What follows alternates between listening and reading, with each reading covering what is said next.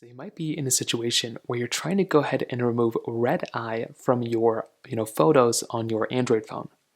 Now, doing this is actually pretty basic, really doesn't take too much time at all. The first thing you're going to want to do is you want to find the photo that you want to remove the red eye from.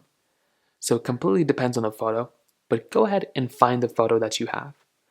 After that, what you can do is you want to download one of those types of AI applications, things like Google Gemini or ChatGPT. Either one is basically going to work. And all you're going to want to do is open up these particular things right there. And you want to go ahead and bring in that photo. So click on the little plus button down here, tap onto your gallery, click on agree. And all you're going to want to do here is find that particular photo that you want to go ahead and basically remove the red eye from. So it really doesn't matter, go and find the photo. And then what you're going to want to do here is basically tell it to remove the red eye from the photo. So I'll just go and describe it here. Remove the red eye from the photo.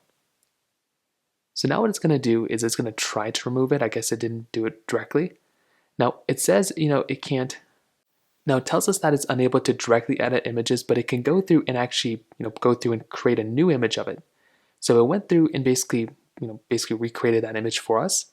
So now what you can do is you can use this image whichever way you want to, and it should have the red eye removed from it. So that's basically how it works. If you have any other thoughts or questions, please let me know in the comment section below. Hit the like button, that will mean so much, but definitely hit that subscribe button. More importantly than everything else, I love every single one of you guys. Hopefully I'll catch you guys in the next video. Peace out till then.